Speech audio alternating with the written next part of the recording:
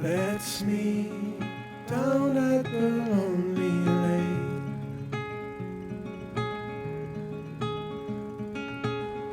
Before summer has gone away,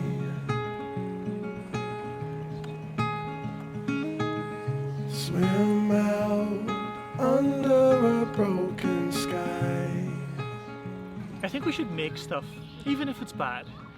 Now, all of this is actually advice that I'm giving to myself because I have a tendency of only wanting to share stuff if it's perfect, and 9 out of 10 times, the stuff that I produce, they're not perfect. Like nothing is. And so I feel like by adopting this mindset, I will learn to overcome failure or judgment from others, and I'll also get a chance to fully embrace the creative process and see where it takes me. So we learn through trial and error, and oftentimes that means trying our best but still failing because errors are a part of the process. But the sooner we can get comfortable with those errors, the sooner we can get comfortable with failing, with no longer demanding perfection from ourselves, then the sooner we can start to learn and to grow. And I mean, isn't that the whole point of this? So that we can learn and get better and make art that we're proud of?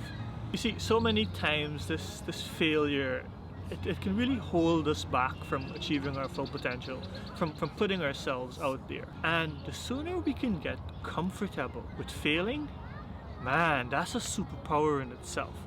Imagine the art and the things that you can create if the fear of failure wasn't holding you back. Oh man, that would be amazing. Just to not have that nagging fear at the back of our minds, we could make magic. And so get comfortable with that failure and accept that it's inevitable. And by doing that, we open ourselves up to a world of possibilities and potential. And while we do this, while we practice our craft, we keep growing, we keep developing new skills. And the more we practice, the better we become. We get much quicker at remembering keyboard shortcuts, at remembering camera settings, at remembering how to mix or paint or how to write or tell a story. Whatever our craft is, if we keep practicing it, if we keep fully embracing the creative process, we get so much better. And over time, we'll have a record of how far we've come.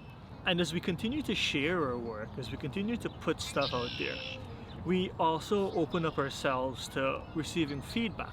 Sometimes that feedback might be amazing. Persons are going to pat us on the back and say, that was such a fantastic video or photo or story or whatever it is.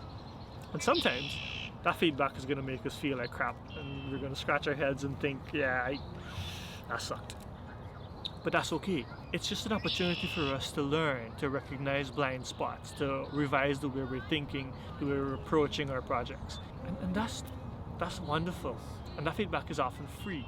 And the more we listen to feedback, even the ones that aren't great, the thicker our skins become, the more resilient and tough we become. And so keep sharing your work.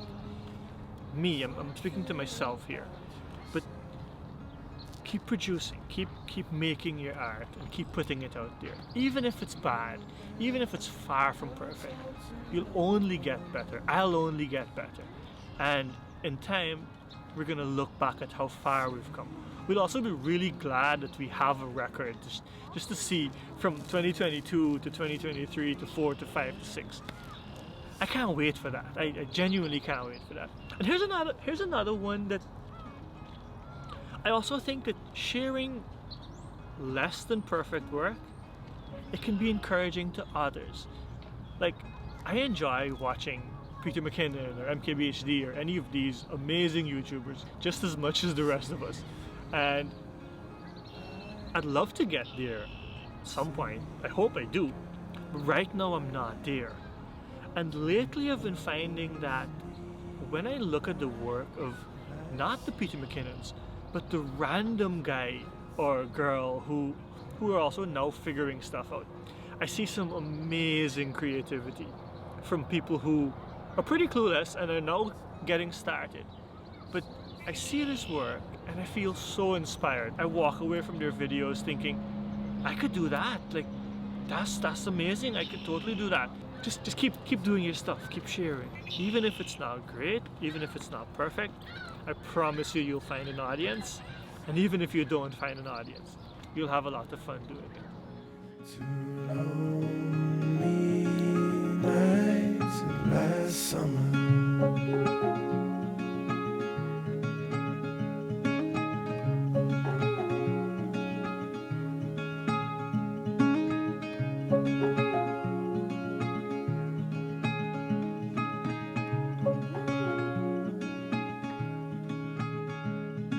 Say goodbye.